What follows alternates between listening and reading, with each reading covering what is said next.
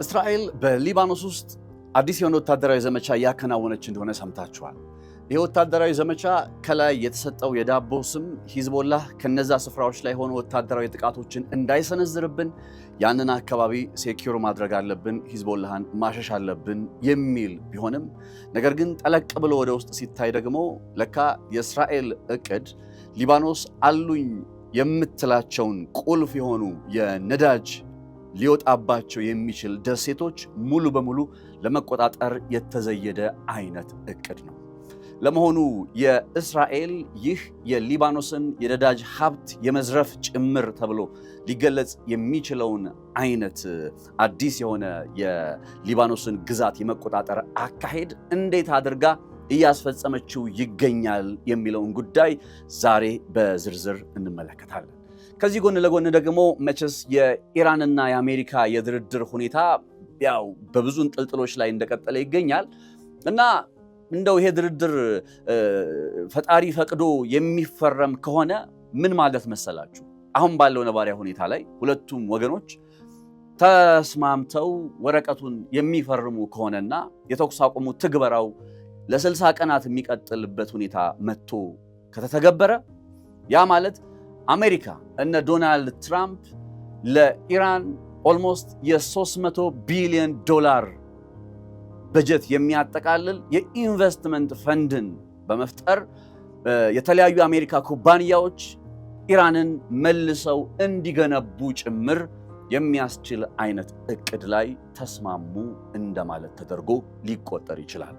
300 ቢሊዮን ዶላር ኢንቨስትመንት በኢራን ውስጥ የአሜሪካ ኩባንያዎች፣ የሪል ስቴት ኩባንያዎች፣ የነዳጅ ኩባንያዎች ወደ ኢራን መግባትና የአጠቃላይ ዋጋም 300 ቢሊዮን ዶላር። አሁን ባለው ነባራዊ ሁኔታ ስምምነቱ ከተፈረመ የምላችሁ ነገር ይኸው ነው። 300 ቢሊዮን ዶላር የሚያወጣ አጠቃላይ ኢንቨስትመንት። አንዳንዶችም ይህን ጉዳይ እስከ 1 ትሪሊየን የሚያደርሱት አሉ። እንደው ግነት አለበት ብለን እሱም ብተው 300 ቢሊዮን ዶላር የአሜሪካ ፎሪን ኢንቨስትመንት ተብሎ ሊገለጽ የሚችል አይነት ሁኔታ በኢራን ውስጥ እንመለከታለን ማለት ነው። እንዴትና በምን መልኩ የሚሉትን ጉዳዮች እያየን አብረን ቆይታ እናደርጋለን ሁለቱም ርዕሰ ጉዳዮች ላይ። ሰላም ጤና ይስጥልን ክብራትና ክብራን የገበያ ፖድካስት ቤተሰቦች፣ ነፃነት ላቀው ነኝ። በገበያ ፖድካስት ቀደም ብዬ ነገርኳችሁ ሁለቱን ጉዳዮች በተወሰነ መልኩ እየቃኘናቸው የዛሬ ቆይታችንን አብረን እናደርጋለን። ቻናላችንን ሰብስክራይብ እያደረጋችሁ ቤተሰብ እንድትሆኑ አክብሮታዊ ጥሬን አቀርብላችኋለሁ። ቻናላችን እንግዲህ ከጊዜ ወደ ጊዜ ቤተሰቦች የሆናችሁ የተቀላቀላችሁን ያላችሁ ተከታታዮቻችን በጣም ቁጥሩ እየጨመረ በመሆኑ አብራችሁን መሆናችሁን እየተረዳን በመሆኑ ደስተኞች ነን። ነገር ግን ከዚህም በላይ ደግሞ እንዲቀጥል ከዚህም በላይ አጋርነታችን እንዲስፋፋ ተጽዕኖአችንም ለብዙዎች እንዲደርስ የምንሰራቸው ስራዎችም ለብዙዎች እንዲቀርቡ የእናንተ አጋርነት ያስፈልጋል። ስለዚህ ሼር ማድረግ፣ ሰብስክራይብ ማድረግ፣ ኮመንት ማድረግ፣ አስተያየቶችን መስጠት የመሳሰሉ ነገሮች እንዲሁ እንዳይለዩዋችሁ የሚለውን ነገር መልእክት ላስተላልፍላችሁ አክብሮታዊ ጥሬ እንደሆነም ደግሜ ገልጻለሁኝ። መልካም ጊዜ መልካም ቆይታ ይሆንላችሁ። ሁለቱን አበይት ጉዳዮች የተመለከትን ቆይታ እናድርግ።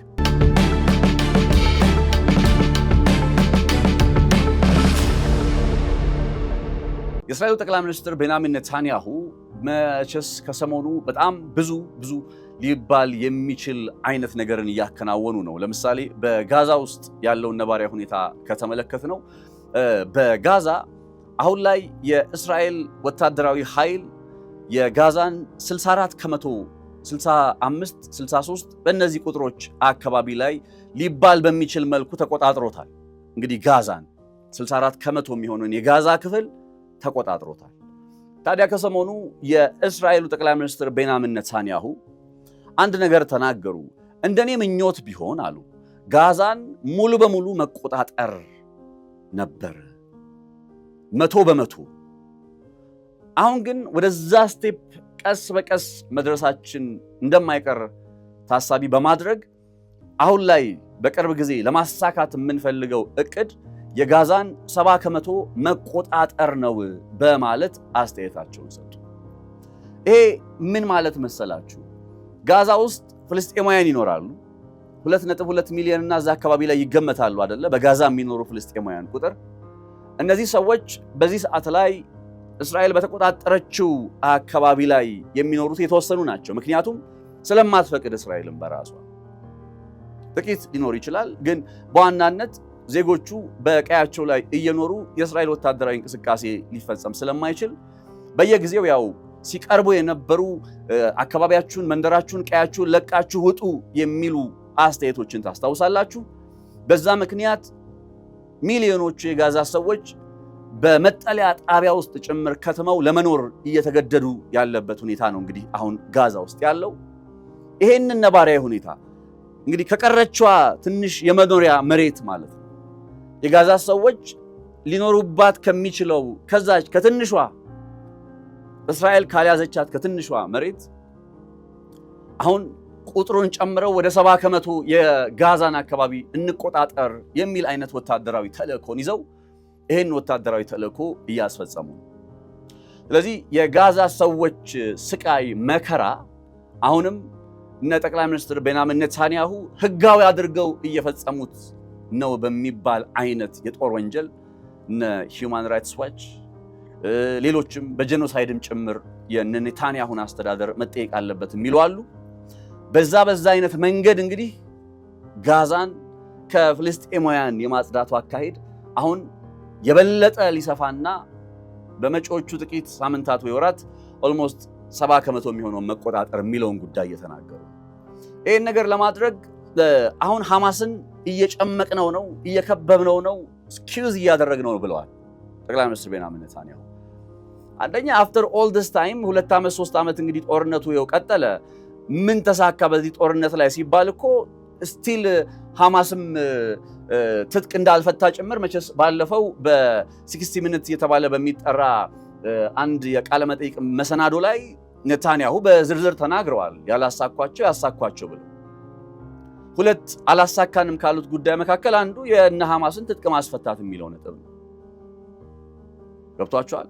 ያንን ነገር ይዘው ደግሞ አሁን ወደ ቀጣዩ የጋዛ ክፍል ላይ ሲቀርቡና ሲጠጉ ዝም ብሎ እንደው ቀስ ብሎ አላረለ በሰላም በፍቅር እየደባበሱ አይደለም ከአካባቢያቸው ጋር ያሉ ሰዎችን የሚያፈናቅሉት። የቦምብ ድብደባ ብዙ ነገር ምን እንበል ከ72000 በላይ የሚሆኑ የጋዛ ሰዎች እንግዲህ በዛ ጦርነት ጊዜ ላይ ተቀጥፈዋል፣ ተገለዋል። አሁን ያ ጉዳይ በዚህ በኢራኑ ጦርነት ምክንያት በመሸፈኑ እንደው ያን ያክል አይወራም እንጂ እኮ ከሰሞኑ ራሱ እየተከናወኑ ባሉ የአየር ላይ ጥቃቶች በተለይ ይሄ 70% የሚሆነውን የጋዛ ክፍል እንቆጣጠር ብለው እንቅስቃሴ ከጀመሩ በኋላ በጣም በሚያሳዝን አይነት መልኩ ቀጥሏል። የዓለም አቀፉ ማህበረሰብም ምን ማድረግ እንዳለበት ግራ የተጋባ ይመስላል። ለምን ብትሉ እስራኤል እንዲያውም ከመንግስታቱ ድርጅት ራሴን አግልያለሁ አለች እኮ አይደል? የዓለም አቀፍ ህግና መርህ የሚባል ጉዳይ እኔን አይመለከትም አለች። ኤንወይ በጋዛ ውስጥ ያለው ሰቆቃ አሁንም ይበልጡኑ ተባብሶ ሊቀጥል ነው የሚለውን ነገር እንድታቁት ያክል ነው ነገርኳችሁ። ዋናው ነጥቤ ግን ሊባኖስ ነው። ዛሬ ሊባኖስ በአሁኑ ሰዓት ላይ በኢራንና በአሜሪካ መካከል እየተከናወነ ባለ የድርድር ሂደት ቁልፍ ከሚባሉ ሰበዞች መካከል አንዷና ዋነኛዋ ነች። እስራኤልና አሜሪካ ሊባኖስን በተመለከተ የራሳቸው እይታ አላቸው። ኢራን ሊባኖስን በተመለከተ በተለይ ከሂዝቦላህ እንቅስቃሴ ጋር ተያይዞ የራሷ የሆነ እይታና መረዳት አላት። ነገር ግን በሰላም ስምምነት ተፈርሞ በአሜሪካና በኢራን መካከል ጦርነቱ ወደ መቋጨት ምዕራፍ ላይ የሚመጣ ከሆነ በሊባኖስ ውስጥ ያለ የእስራኤል ወረራና ግዛትን የማስፋት አካሄድ ሊቆም ይገባል፣ የሊባኖሱ ጦርነትም ሊቆም ይገባል የሚል ቅድመ ሁኔታ ኢራን እንዳስቀመጠች አይዘነጋም። አሁን እስራኤል ያን አይነት ነባራዊ ሁኔታ እንዳለ እየታወቀ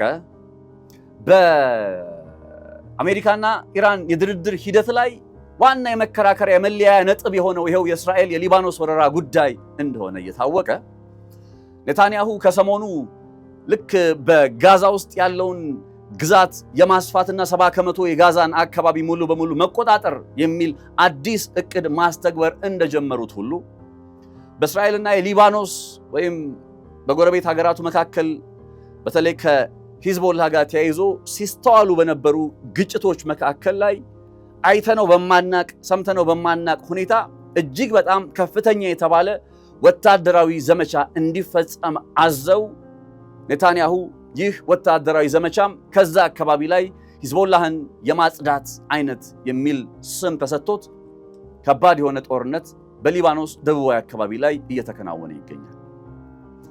በዚህ አካባቢ ላይ እየተከናወነ ያለው ጦርነት ከታዩ አበይት ጉዳዮች መካከል በእስራኤል የምስረታ ታሪክ ምናልባትም ለመጀመሪያ ጊዜ ተብሎ ሊገለጽ በሚችል ሁኔታ እስራኤል የላታኒ ወንዝ እየተባለ የሚጠራውን ክፍል አልፋ ወይም ተሻግራ ገብታ ይበልጥ ጠለቅ ወዳለው የሊባኖስ አካባቢ ላይ ተጽዕኖዋን እያሳረፈች የግዛቷን መዳረሻ ወደዛ እያስፋፋች እንደሆነ በግልጽ እየታየ ነው። እርግጥ ነው እነ እስራኤል ይህን ነገር የግዛት ማስፋፋት ብለው አይደለም የሚገልጹት። እነሱ የሚሉት ምንድነው? ሂዝቦላ የሚባለው ኃይል ከዛ ስፍራ ላይ ሆኖ የሰሜናዊ እስራኤል አካባቢ ላይ ያሉ መንደሮችን የማጥቃት ሮኬቶችን፣ ድሮኖችን የመተኮስ እንቅስቃሴውን ለመቀነስ እንዲቻል የግዴና አካባቢ መቆጣጠር አለብን። እንደ በፈር ዞን ወይም የጦርነት ቀጠና ተደርጎ ያን አካባቢ እኛ ይዘን ሂዝቦላ ወደ እስራኤል ሊያደርስ የሚችለውን አይነት ጥቃት በዛው በሊባኖስ ውስጥ መመከት መጀመር አለብን የሚል አይነት እሳቤ ያለው። እርግጥ ነው ያስኬዳል። እንደዛ አድርገው ነው አሁን ነገሩንም ናሬት እያደረጉት ያሉት። ሰሜናዊ እስራኤል ላይ ያሉ ግዛቶች በቀጥታ የሂዝቦላ ተጋላጭ ከሚሆኑ እዛው ደቡባዊ ሊባኖስ አካባቢ ላይ ያለው የሂዝቦላ ቡድን የሚንቀሳቀስበትን አካባቢ ሙሉ በሙሉ ይዘው እዛ ቦታ ላይ ጦርነቱን ማከናወን፣ ሂዝቦላህን ማዳከም፣ ማክሸፍ የመሳሰሉት ነገሮች። ይሄኛው አካሄድ እንደው በጣም በቃ ፕሮ ኢዝራኤል ሆናችሁ ስታዩት ወይም የእስራኤል ከፍተኛ አድናቂ አቀንቃኝ ሆናችሁ ስታዩት እንዴ ልክ እኮ ነው ልትሉ የምትችሉ ነገር ነው። ከዓለም አቀፍ መርህ፣ ከዓለም አቀፍ ሕግ የሰውን ሀገር ሉዓላዊ ግዛት ገብቶ መውረር፣ የሰውን ሀገር ድንበር መያዝ ወንጀል ነው፣ አይፈቀድም። እንዳልኳችሁ ግን እስራኤል ዓለም አቀፍ ሕግ አይመለከተኝም፣ ዓለም አቀፍ መርህ አይመለከተኝም ብላለች።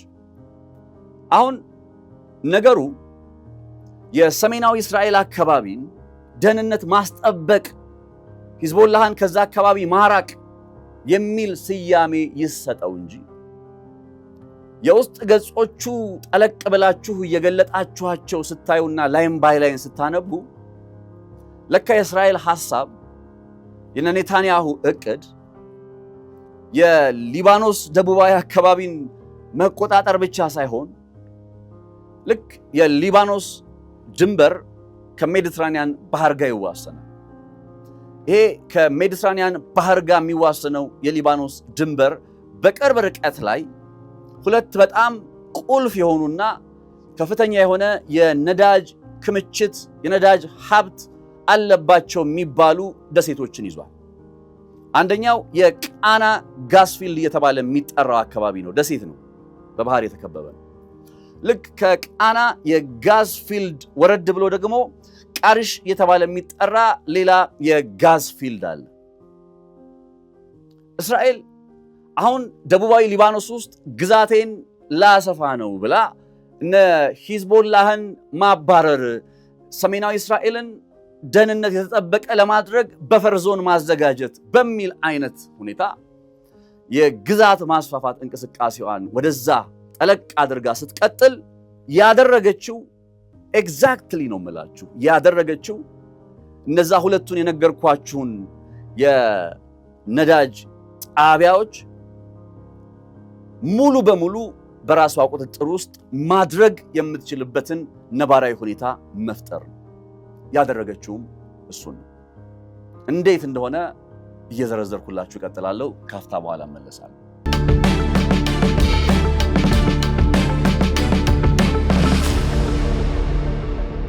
የእስራኤልና የሊባኖስ መንግስት እነዚህን ሁለት የነዳጅ ጣቢያዎች የቃና ጋስፊልድ እና የቃሪሽ ጋስፊልድ የሚባሉ አካባቢዎችን በተመለከተ በ2022 እንደ አውሮፓውያን አቆጣጠር ስምምነት አድርገው ነበር። በ2022 ያደረጉት ስምምነት ላይ በሰፈሩ ሐሳቦች መሰረት የቃና ጋስፊልድ ወይም ብሎክ 9 የሚባለው አካባቢ አብዛኛው ክፍል ሊባል የሚችለውና ቴክኒካዊ በሆነ ሁኔታም ከገለጽነው ላይን 23 የሚሏት ነጥብ አለች። ከላይን 23 በላይ ያለው የቃና ጋዝ ፊልድ የቃና የጋዝ ጣቢያ አካባቢ በሊባኖስ ሉዓላዊ ግዛትና የባህር ላይ ድንበር አካል ውስጥ የሚጠቃለል እንግዲህ ይሄ 2022 ላይ በይፋ የሁለቱ ሀገራት መንግስታት ያከናወኑት ስምምነትን ነው የምነግራችሁ። የቃና ጋዝ ፊልድን ፖይንት ወይም ላይን 23 ከሚባለው አካባቢ በታችና ከላይን 23 በላይ ብለው ግማሹን ወይም አብዛኛውን የብሎክ 9 አሊያም ቃና ጋዝ ፊልድ የሚባለውን ስፍራ የሊባኖስ አካል ሆኖ እታች ልክ ቃና ጋዝ ፊልድ ወይም ብሎክ 9 ከሚባለው የነዳጅ ጣቢያ ወረድ ብሎ ጥጉ ላይ የቃሪሽ ጋዝ ፊልድ የሚባል ደግሞ ሌላ ቦታ አለ። ይሄ ቃሪሽ ጋዝ ፊልድን በ2022 ስምምነት መሰረት ሙሉ በሙሉ የምታስተዳድረው ወይም የእስራኤል አሁን እስራኤል እነዚህን ሁለቱን የነዳጅ ጣቢያዎች ሙሉ በሙሉ በቁጥጥሯ ስር ለማድረግ የ2022 ስምምነት ይከለክላታል። ራሷ እስራኤል የፈረመችው የ2022 ስምምነት ይከለክላታል። እነ ኔታንያሁ ግን ያው ቅድም እንዳልኳችሁ ዓለም አቀፍ ሕግ፣ ዓለም አቀፍ መርህ፣ ስምምነት በሉዓላዊነት በሁለቱ ጎረቤት ሀገራቶች መካከል ያለ የተለያዩ አጋርነቶች፣ ትብብሮች እነዛ ጉዳዮችን ከመጤፍ የሚቆጥሩ ናቸው። ለዛም ነው ከመንግስታቱ ድርጅት ራሳችንን አግልለናል እስከ ማለት የደረሱት። ያንን ሁኔታ በግልጽ ሊያሳይ በሚችል መልኩ ታዲያ ከሰሞኑ በጣም ከባድ የሆነውን በእስራኤልና የሊባኖስ የሂዝቦላ ታሪክ ታይቶ የማይታወቀውን አይነት ወታደራዊ ጥቃት እንዲጀመር ሲወስኑ ከላይ ሲታይ የመሬት ወረራ የሚለው ሐሳብ ጎልቶ ቢወጣም ከጀርባው ግን ሙሉ በሙሉ እነዛን ሁለቱ የጋዝ ጣቢያዎች መቆጣጠር ማለትም በ2022 የቃና ጋዝ ፊልድ ወይም ብሎክ 9 አብዛኛው ክፍልን ለሊባኖስ ይሰጥ የነበረውን ስምምነት በመሻር አሁን በጉልበት የቃና ጋዝ ፊልድን ሙሉ በሙሉ የሊባኖስን ባለቤትነት ወይም ተጠቃሚነት ባገለለ ሁኔታ ሙሉ በሙሉ የእስራኤል ተጽዕኖ አካል ውስጥ ማስገባት የሚል አይነት ዓላማን ይዞ እየተከናወነ ነው። በካርታው ላይ እንግዲህ እንደምታዩት ኤግዛክትሊ ይሄ የቃና ጋዝ ፊልድ የሚባለው ቦታ ደሴቱ ማለት ነው ሄዶ የሚያልቅበት ስፍራ ላይ ነው የአሁኑ የእስራኤል የመሬት ላይ ወረራ ወይም የእስራኤል ካርታ ሊባኖስ ላይ እንይዛለን ብለው ያሰቡት አካባቢ የሚያልቀው ወይም ወደ ውስጥ ጠልቀው እየገቡ የእስራኤል በፈር ዞን ይሆናል ብለው ያሰቡት ቦታ የሚጠናቀቀው ኤግዛክትሊ የቃና ጋዝ ፊልድን በዛ በፈር ዞን ባሉት አካባቢ ተጽዕኖ ውስጥ መግባቱን በሚያረጋግጥበት ሁኔታ ነው። as you can see በዚህ ምስል ላይ እንደምታየው ማለት ነው። ለዚህ ነው የእነ ጠቅላይ ሚኒስትር ቤንያሚን ኔታንያሁ ካልኩሌሽን ስለ ሃይማኖት አይደለም ኢቭን ለእስራኤል ስለማሰብም ጭምር ነው ብዬ ማላም ነው። እስራኤል በዙሪያዋ ካሉ ሀገራት ጋር በሰላም መኖር የምትችልበትን ሁኔታ የሚፈጥር መሪዋ ነው ለእስራኤል ያስባል ብዬ ማስበው ነው። እናንተ ያው የለም በዙሪያዋ ካሉ ሀገራት ጋር ጦርነት ውስጥ ገብቶ እየተዋጋ የሚቀጥል ሰላም የሚነሳ የእስራኤልን ደህንነት አደጋ ላይ የሚጥለው አካል ነው የሚበጀው ብላችሁ ልታምኑ ትችላላችሁ። ነገር ግን በመሬት ላይ እየሆነ ያለው ነገር የሚያሳየን ሐቅ ለምሳሌ በሊባኖስ የሊባኖስን ግዛት እንውረር ሲሉ ወይም የሊባኖስን ግዛት እንደ በፈር ዞን አድርገን እንያዘው ሲሉ በነገራችን ላይ ይሄ በፈር ዞን የሚባል ጉዳይ እኮ የ1967ቱ በሶሪያ ጋር የ6 ቀን ጦርነት ከተከናወነ በኋላ የጎላን ኮረብታዎች የሚባሉትን ስፍራዎች እስራኤል ስትይዝ ወይም ከሶሪያ ስትቀማ እንደ በፈር ዞን አረጋቸዋለሁ የሚል ሐሳብ ነበረ። ከዛ ግን ቆይቶ አሁን በዶናልድ ትራምፕ የመጀመሪያ የስልጣን ዘመን የጎላን ኮረብታዎች ይፋዊ የእስራኤል አካል ናቸው የሚል ዕውቅና እንደተሰጠ መቼስ የአደባባይ ሚስጥር ነው። አሁንም የሊባኖስን ክፍል በበፈር ዞን የሚል የዳቦ ስም ሰጥቶ ከዛ ያንን አካባቢ ተቆጣጥሮ እንደ በፈር ዞን ወይም የሊባኖስን ሂዝቦላ ተጽዕኖ የምንከላከልበት ጥቃት የምንከላከልበት ነው ብለው ቢይዙትም in the long run ግን ወይም በረጅም ጊዜ ሂደት ያ ስፍራ በአንድም ይሁን በሌላ የእስራኤል አካል ነው ብለው መቀጠላቸው አይቀርም። ስለዚህ የእስራኤል መንግስት አሁን ላይ ያለው ወይም እያከናወነ ያለው አካሄድ በአንድም ይሁን በሌላ ሊባኖስን በተመለከተ ካያችሁት የመሬት ወረራ ብቻ ሳይሆን የተፈጥሮ ሀብት ሽሚያና ነጠቃ እንደሆነ ጭምር ያውም ሁለት በጣም እጅግ ቁልፍ የሚባሉ የነዳጅ ሀብት አለባቸው ተብለው የተለዩ የቃና ጋስፊልድ ወይም ብሎክ 9 የሚባለውንና ቀድሞም ይዛው የነበረው የቃሪሽ ጋስፊልድ ተቆጣጣሪነቷንና ባለቤትነቷን አስጠብቃ በእነዛ አካባቢዎች ላይ የሊባኖስ ኃይል ያለውን ተጽዕኖ ሙሉ በሙሉ አስወግዳ ወይም የሊባኖስን ባለቤትነት ክዳ የምትቀጥልበት አይነት ስለመሆኑ ነው በመገለጽ ላይ የሚገኘው። ይህን ጉዳይ የእስራኤል መንግስት ራሱ ይዞት በወጣ ካርታ ላይ አስፍሮታል። የቃና ጋስፊልድ ጨምሮ ከዛ በታች ያለው ስፍራ ላይ እንደ በፈር ዞን ሆኖ ያገለግላል የሚል ነገር ነው በግልጽ የተቀመጠው። ስለዚህ ሊባኖስ ውስጥ ያለው ነባራዊ ሁኔታ ይሄ ነው ለማለት ያክል ነው የወደድኩት። አሁን ሊባኖስ ውስጥ በእንዲህ አይነት መልኩ የግዛት ማስፋት የመሬት ወረራም የሀብት ነጠቃም እያከናወኑ ያሉት የጠቅላይ ሚኒስትር ቤንያሚን ኔታንያሁ አስተዳደር ይሄ ድርጊታቸው በአንድም ይሁን በሌላ በኢራንና በአሜሪካ መካከል ሊደረግ በሚችል የድርድር ሂደት ላይ ይዞ ሊመጣ የሚችለው ከባድ የሆነ ጫና እንዳለ ይታወቃል። ስለዚህ አሁን ሁለት ሐሳቦች አሉ።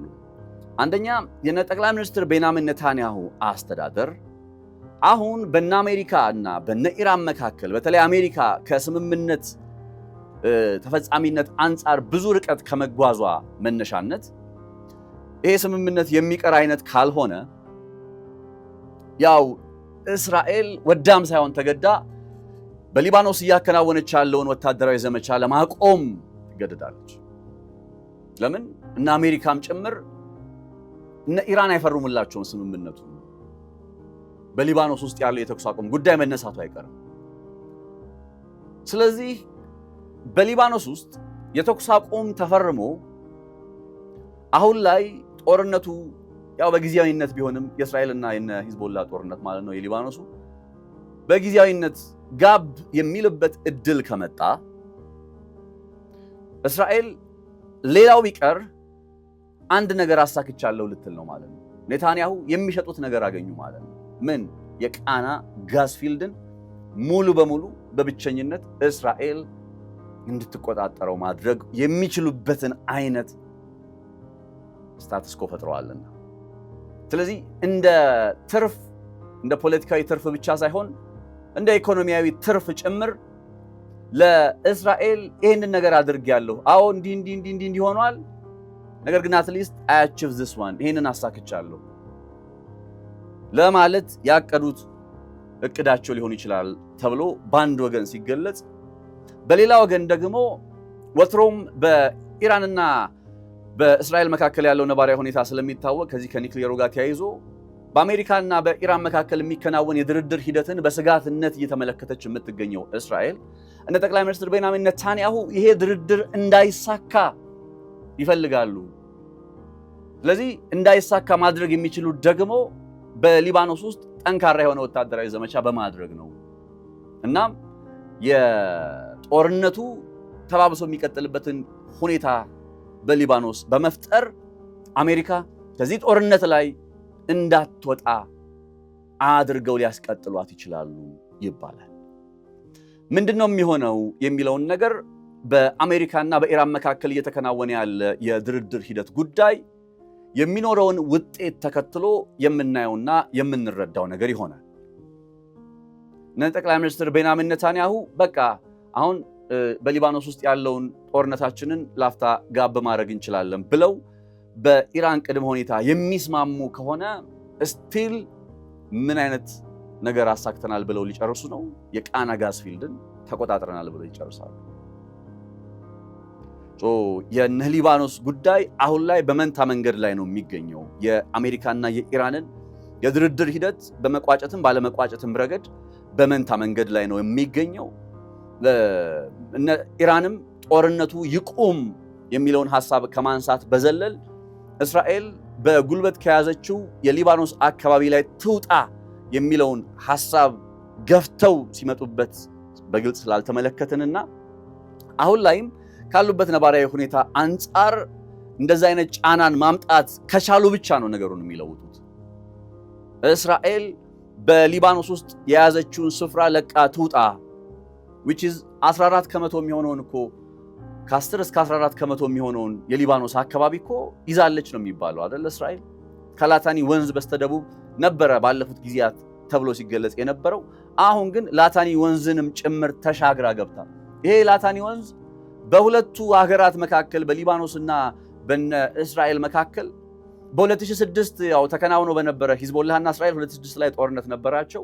ያ ጦርነት በተባበሩት መንግስታት ድርጅት አሸማጋይነት ሲጠናቀቅ የተጠናቀቀው አንድ ከላታኒ ወንዝ ወደዚህ ባለው አካባቢ ላይ የተባበሩት መንግስታት ድርጅት የሰላም አስከባሪ ኃይሎች እንዲገቡ በማድረግ ጭምር እንደነበር አይዘነጋም።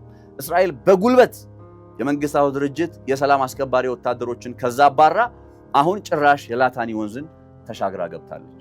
በቀጣይ ወዴት እንደምትሄድ ደግሞ እንግዲህ አብረን እናያለን። የእስራኤል ጉዳይ ጋር በተገናኘ ያለው ነባራዊ ሁኔታ ይሄ ነው። ካፍታ ቆይታ በኋላ ስመለስ የኢራንና የአሜሪካ የድርድር ሂደት አሁን ላይ ባለው ነባራዊ ሁኔታ የሚጠናቀቅ ከሆነ ለኢራን ምን ማለት ነው የሚለውን ጉዳይ ዘርዘር አድርገን ወደምንመለከትበት ሐሳቦችና መረጃዎች ወስዳቸዋለሁ። ካፍታ ቆይታ በኋላ ልመለሳው።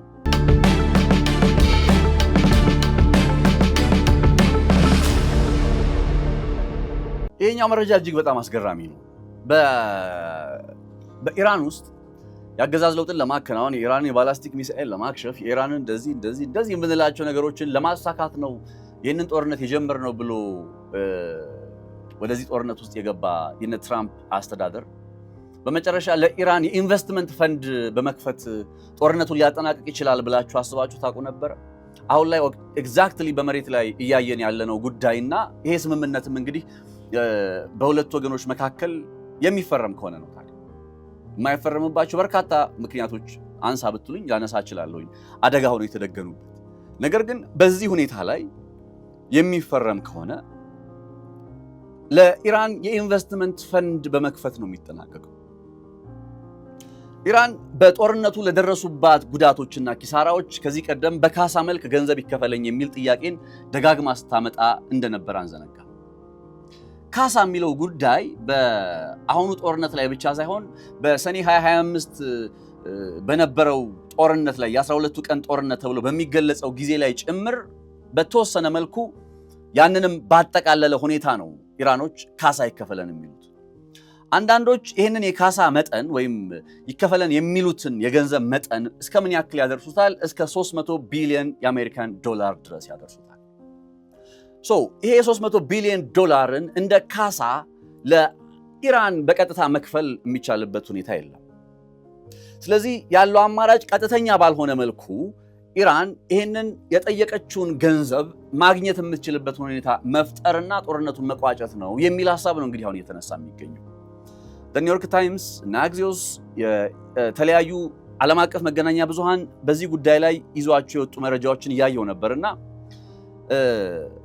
አሁን ላይ ይሄ 300 ቢሊዮን ዶላር የኢንቨስትመንት ፈንድ በኢራን ውስጥ እንደሚከፈትና ፋሲሊቴት በማድረግ በማስተባበር ረገድ ደግሞ አሜሪካ ኃላፊነቷን እንደምትወጣ በሜሞራንደም ኦፍ አንደርስታንዲንግ ወይም በመግባቢያ ሰነድ ስምምነቱ ላይ ተቀምጠዋል ከሚባሉ ጉዳዮች መካከል ነው።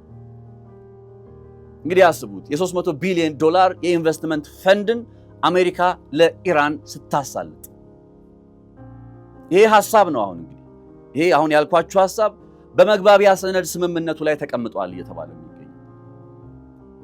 ስለዚህ እነ ዶናልድ ትራምፕ ኢቭን እኮ ማሻሻያ ይደረግበት ብለው ሲናገሩ የመጨረሻው የስምምነት ሐሳብ ማሻሻያ ይደረግበት ብለው አስተያየታቸውን ሲሰጡ የዘረዘሩት ወይም ያነሱት ጉዳይ የዩራኒየም ጉዳይ ነው። የበለጸገ ዩራኒየሙን መቼ፣ እንዴት፣ በምን መልኩ እንረከባለን ወይም ከኢራን ይወጣል በሚሉት ጉዳዮች ላይ ዝርዝርና ስፔሲፊክ የሆኑ ነገሮች ይቀመጡ ነው ያሉት እንጂ አሁን እያወራሁላችሁ ስላለው ስለ 300 ቢሊዮን ዶላር ኢንቨስትመንት ጉዳይ ምንም ሲናገሩ አልሰማንም። ኒውዮርክ ታይምስን ብትመለከቱ፣ አውትሉክን ብትመለከቱ፣ ሌሎችም ኢንተርናሽናል የዜና ምንጮችን ብትመለከቱ ይሄ የ300 ቢሊዮን ዶላር የኢንቨስትመንት ፈንድ ጉዳይ ቀልድ እንዳልሆነ ይገባቸዋል። ምክንያቱም ኢራን በጦርነቱ ጉዳት ደርሶብኛል፣ በጦርነቱ ምክንያት መሰረተ ልማት ወድሞብኛል፣ ይሄ የወደመብኝ መሰረተ ልማት የደረሰብኝ ጉዳት ማንም ሀገር ላይ ሄጄ ወረራ ፈጽሜ ጥቃት አድርሼ ጦርነት ጀምሬ ሳይሆን አማን ሀገር ብዬ በተቀመጥኩበት ቦታ ላይ የአሜሪካና የእስራኤል ጥምር ኃይል በከፈተው የጦርነት ዘመቻ ነው።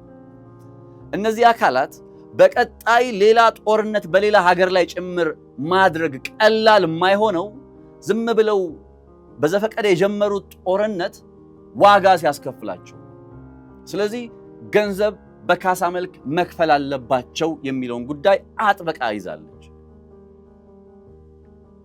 መጀመሪያ ላይ ባቀረበችው 14 ነጥቦችን በያዘ ፕሮፖዛል ላይም ይህንኑ ጉዳይ ከ14ቱ ነጥቦች መካከል አንዱ አድርጋው እንደነበር አይዘነጋም።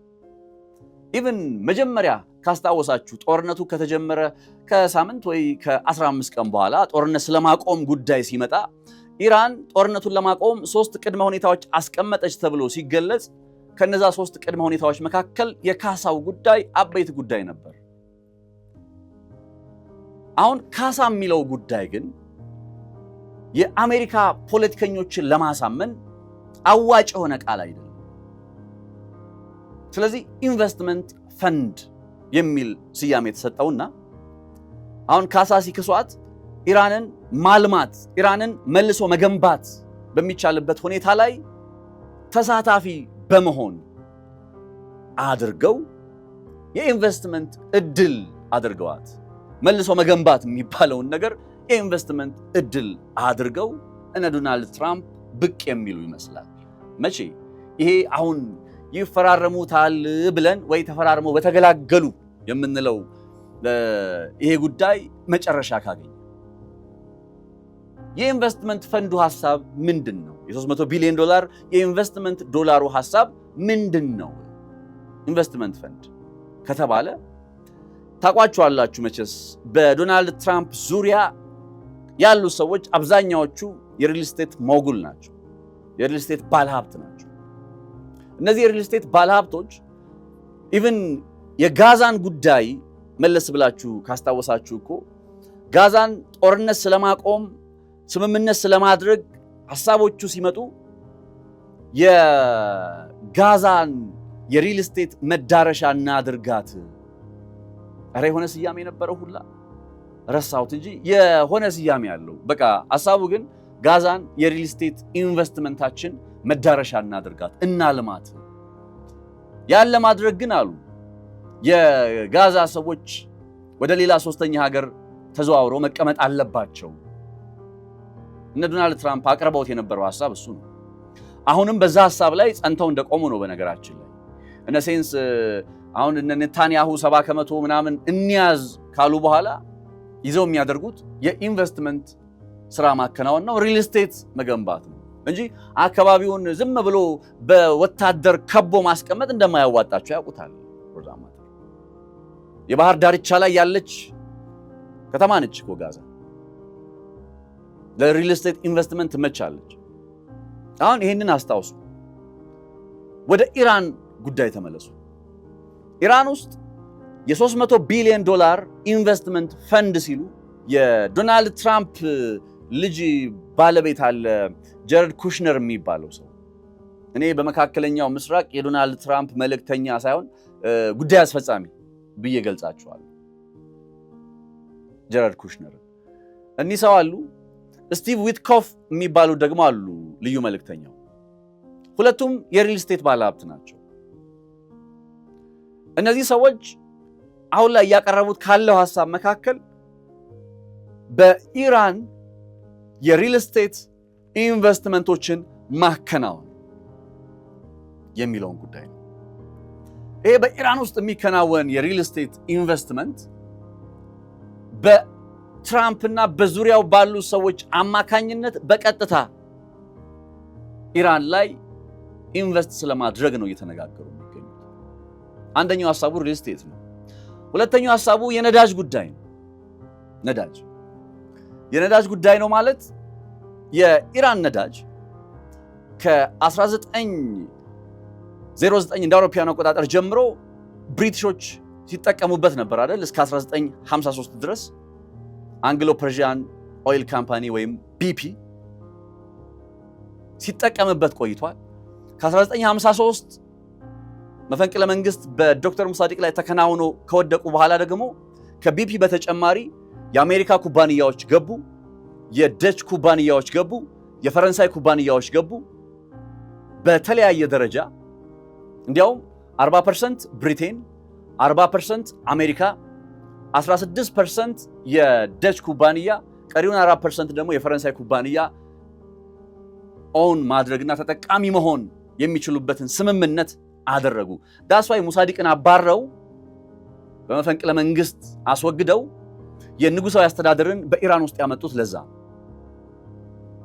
አሁን ይሄን ነጥብ ያዙና 79 ላይ ሲመጣ የኢራን ነዳጅ ለኢራናውያን የሚለው የብሔርተኝነቱ እንቅስቃሴ ሃይማኖታዊ ካባን ደርበው በእነ አያቶላ ኮሜኒ መጥቶ የኢራን አብዮትን ወልዶ ንጉሳዊ አስተዳደሩ ከኢራን ሲወገድና እና አያቶላህ ቴዎክራቲክ የሆነው ወይም ሃይማኖታዊ የሆነው አስተዳደር ቴህራንን ከተቆጣጠረ በኋላ ባለፉት ዓመታት ከ53 እስከ 79 በነበሩት ጊዜ የኢራንን ነዳጅ ይዘው የነበሩ የምዕራብ ዓለም ኩባንያዎች ተራ በተራ ተባረሩ፣ ወጡ።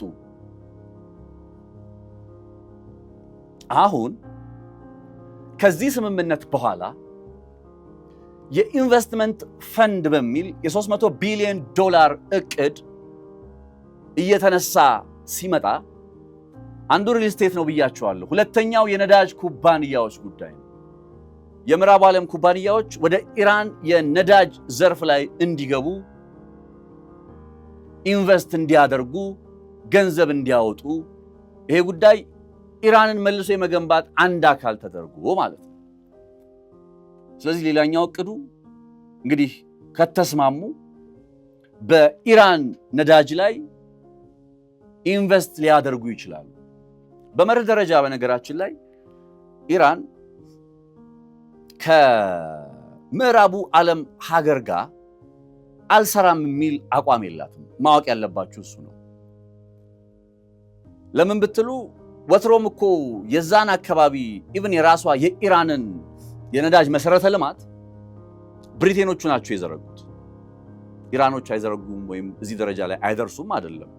ኢራኖች ጂኒየሶች ናቸው። ግን አሁን ቻይናን ወሰዷት ለምሳሌ። ቻይና ምን ያክል የኮሙኒዝም እንቅስቃሴ እንደነበረባትና ኢቭን ዛሬም ድረስ ያው የኮሙኒዝሙ ፓርቲ የነ ማኦ ዘዲንግ ፓርቲ 100 ዓመት እኮ በላይ ያስቆጥሯል። ምናልባትም በዓለማችን ላይ 100 ዓመት ያስቆጠረ ፓርቲ ተብሎ ቢነሳ ወይም 100 ዓመት ያለፋቸው ፓርቲዎች ተብሎ ቢነሳ ስማቸው በግንባር ቀደምነት ከሚጠቀሰው ውስጥ ነው የቻይና ኮሙኒስት ፓርቲ። ኮሙኒዝም በመርህ ደረጃ ካያችሁት እንዴት ነው ከካፒታሊስት ዓለም ጋር የሚሰራው? እንዴት ነው ከኢምፔሪያሊዝም ከሚሉት አካል ጋር የሚሰራው? ነገር ግን ዓለም ምን ላይ ነች? ዓለም እንዴት ነው እየተዘወረች ያለችው? ዓለም ካለችበት ነባራዊ ሁኔታ አንጻር እኔ እንደ ሀገር እንዴት አድርጌ ጥቅሜን ማስከበር አለብኝ፣ እንዴት አድርጌ የዜጎችን ህይወት መቀየር አለብኝ የሚለው ጉዳይ ላይ ሀገራት በራቸውን ክፍት አድርገው ይሰራሉ። ቻይናም በዛ ረገድ ከቻይና እድገት ጀርባ እኮ እውነት ከተነጋገርን የአሜሪካ ኩባንያዎች ዝቅተኛ ዋጋ የሚያወጡ የሰው ሀብት አለ ብለው ወደ ቻይና ሄደው በመክተማቸው እኮ ነው አይደለ? የማኑፋክቸሪንግ ኢንዱስትሪ አሁን አሜሪካ ውስጥ የለም ይባላል። የት ሄደው? ቻይና ውስጥ ሄደው ነው። አፕል የት ነው የሚመረተው? ዶናልድ ትራምፕ ብራንድ ብለው የሚያሳዩቸው ሁሉም ነገሮች የሚመረቱት ቻይና ነው። ማኑፋክቸሪንግ ሀብ ስለሆነች ሀገሪቱ። ከዛ ጀርባ የራሷ የቻይና ኩባንያዎች አሉ እንደምንለው ሁሉ ከመላው ዓለም አሜሪካን ጨምሮ ከመላው ዓለም በቻይና ውስጥ ሄደው ኢንቨስት ያደረጉ ፋብሪካ ኩባንያቸውን የከፈቱ ግዙፍ የሆኑ ኩባንያዎች አሉ። ዓለም ላይ ጥቀሷቸው። አሁን የምታውቁትን በአእምሯችሁ ውስጥ የምታውቁትን ከነ ቴስላ ከነ አፕል ጀምሮ በቻይና ውስጥ ቅርንጫፍ አላቸው፣ ፋብሪካ አላቸው፣ ስራቸውን ያከናውናሉ። ግን እኔ ኮሚኒስት ነኝ፣ ከምዕራቡ ዓለም ጋር አልሰራም፣ ከካፒታሊዝም ጋር አልሰራም፣ ኢምፔሪያሊዝም ጋር አልሰራም ብትል ቻይና ከምታገኘው ይልቅ የምታጣው ይበልጣል። ጊዜው ደግሞ አይደለም። ኢኮኖሚዋን በራሷ የተንጠለጠለ ኮንሱመር ማህበረሰብ ፈጥራ ላኪም ተቀባይም በመሆን ደረጃ ከአሜሪካ ገበያ ውጪ ሌሎች አማራጮችን አስፍታ የሆነ ጊዜ ይፈልጋል። ገብቷችኋል አይደል? እንደው ከመሬት ተነስቶ ባንዴ እርግፍ አድርጎ ሁሉም ነገር መቶ አይቻልም።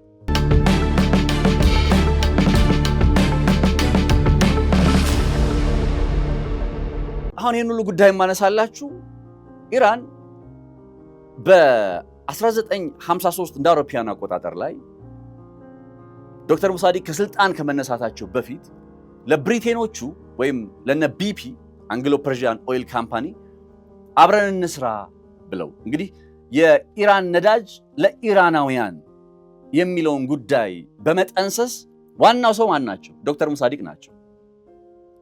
ዶክተር ሙሳዲቅን በጣም ከደገፉ የዶክተር ሙሳዲቅን አካሄድ ከጎን ሆነው ብዙ ርቀት ያስጓዙ እንዲያውም በአንድ አጋጣሚ ዶክተር ሙሳዲቅ ንጉሳዊ አስተዳደሩ ዶክተር ሙሳዲቅን ከስልጣን አንስቶ ሌላ ወታደራዊ ጀነራል ሲያስቀምጥ የለም ዶክተር ሙሳዲቅ ወደ ስልጣን የማይመለሱ ከሆነ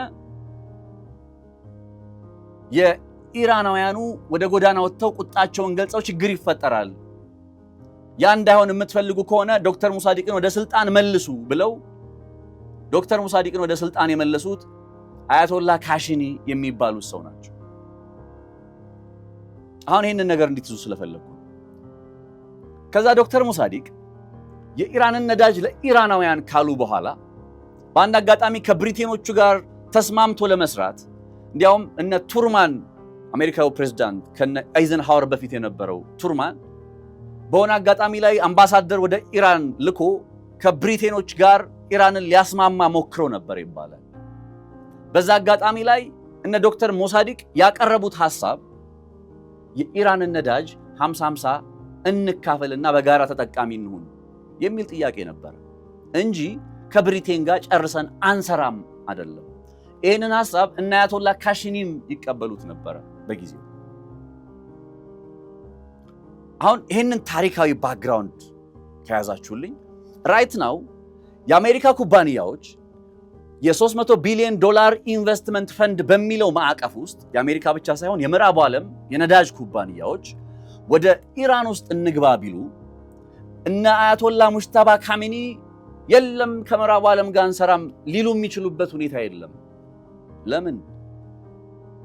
ምክንያቱም ዓለም ላይ ያለው ነባራዊ ሁኔታ እንዲህ እስከሆነ ድረስ ኢራንን ከዓለም በማግለል ችግራቸውን ማባባስ ጫናቸውን ማባባስ እንጂ ሌላ የተሻለ ነገር አያመጡ።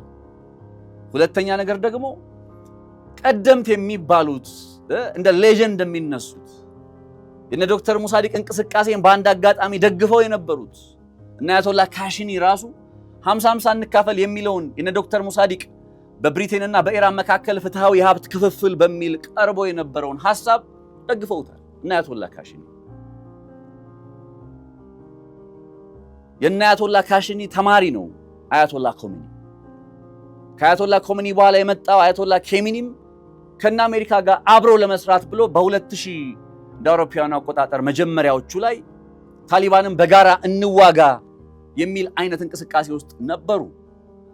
አሁን ላይ ያውም የኢንቨስትመንት አጋጣሚ ከመጣ ኢራን ጥያቄዋ ሊሆን የሚችለው የፍትሃዊነቱ ጉዳይ፣ የትርፋማነቱ ጉዳይ፣ የተጠቃሚነቷ ጉዳይ ነው እንጂ የለም ነዳጁ ለዓለም ገበያ በሚቀርብበት ማዕቀፍ ላይ አብሬ አልሰራም ልትል የምትችልበት ሁኔታ የሚኖር አይመስለኝም። ለዛም ነው በኤምኦዩ ላይ አሁን ይፈረማል ተብሎ እንግዲህ ታሳቢ በሚደረገው ኤምኦዩ ላይ ይኸው የ$300 ቢሊዮን የኢንቨስትመንት ፈንድ ጉዳይ አብሮ ተጠቃሏል የሚባለው እና አሜሪካ ይህን ጉዳይ ሲያከናውኑ አንደኛ በኢራን ውስጥ ኢንቨስትመንት ይኖራቸዋል፣ ገንዘብ ይወጣል ይገባል፣ ተጠቃሚነታቸው አለ። ሁለተኛ ካሳ የሚለውን የኢራን ጥያቄ ቀጥተኛ ባልሆነ መንገድ መልስ የሚሰጡበት በመሆኑ በአሜሪካ ፖለቲካ ውስጥ እንደ ክስረት አይቆጠርባቸው። ዳስ ዋይ እነ አሜሪካም በዚህ ጉዳይ ላይ ተቃውሞ የሌላቸው የሚባል። አሁን ተጠባቂው ነገር ይሄ ጉዳይ ተፈርሞ መጨረሻው በዚህ መልኩ ይጠናቀቃል ወይ የሚለው ነገር ይሆናል ማለት ነው። እና ለዛም ነው ዲስ ዴይስ እውነቴን ነው የምላችሁ የዚህን ጦርነት መጨረሻ ለማየት በጣም ነው የጓጓሁት። ለምንድነው በምን መልኩ እንደሚቋጭ በምን ሐሳብ ላይ እንደሚስማሙ በግልጽ እርግጠኛ ሆነን ስለምንነጋገር አሜሪካዎቹ መረጃውን ባያወጡት በኢራን በኩል ያሉ ተደራዳሪዎች ወይም ኢራን እንደ ሀገር በዚህ ጉዳይ ላይ ተፈራርመናል ብላ እንዳለ የስምምነቱን ሐሳብ ድሮፕ እንደሚያደርጉት ወይም ይፋ እንደሚያደርጉት እርግጠኛ ነኝ። እናየዋለን ከተስማሙ እና በጣም ነው የምላችሁ በጉጉት የምጠብቀው ይሄንን የኢራንና የአሜሪካን የድርድር ሂደት ጉዳይ መጨረሻ ለማየት የምናፍቀው በየትኛው ነጥብ ላይ እንዴት ተስማሙ። ለሌላውም ተሞክሮ ሊሆን ስለሚችል ከጦርነት በኋላ ድርድር አለ። ከዛ እንዴት ጥቅምህን አስከበርክ ነው ዋናው ፖይንት። ጥቅም ማስከበር ላይ ደግሞ ሉዝ ከተደረገ ስትራቴጂካዊ ሽንፈት የሚባለው እሱ እና ኢራን አስቡ አገዛዟን እንለውጣለን፣ እንዲህ እናደርጋለን፣ የባላስቲክ ሚሳኤሏን እናወድማለን። ሌላስ ምንድን ነው የተባለው? እስኪ ንገሩኝ። እንደው በተደጋጋሚ ከማውራታችን አንጻር ይህን ጉዳይ ብዙ ነገር ተብለው ገብተው ማዕከላዊ ባንኩን ስለመቆጣጠር ምን ስለማድረግ ምን ያልተባላል። አደንድ ግን በመጨረሻ የኢራን መልሶ ግንባታ ስራ ላይ እና አሜሪካ ጭምር ተሳታፊ ሆነው የሚቀጥሉበት የ$300 ቢሊዮን የኢንቨስትመንት ፈንድን ወደ ኢራን በመክፈት የሚጠናቀቅ ከሆነ ነገሩ በጣም በብዛት ብዙ የሚጻፍለት ብዙ የሚነገርለት አይነት ታሪክ ሆኖ የሚቀር ይመስለኛል። ለማንኛውም የሚሆነውን ነገር እየተከታተለን እንዲሁ ያው በየጊዜው መረጃዎችን ስለምናደርስ በዚህ ጉዳይ ላይ ያሉ አጠቃላይ በድርድሩ ላይ የሚኖሩ ጉዳዮችን እያየን ይዘን እንመጣለን። አብራችሁ እንድትሆኑ በአክብሮት እየጋበዝኩኝ የዛሬውን ጥንቅር በዚህ ቋጫለሁ። ነፃነት ላቀው ነበርኩኝ በገበያ ፖድካስት ከመለያ ዝግጅት ክፍላችን ጋር በጋራ በመሆን መልካም ጊዜ ይሆንላችሁ።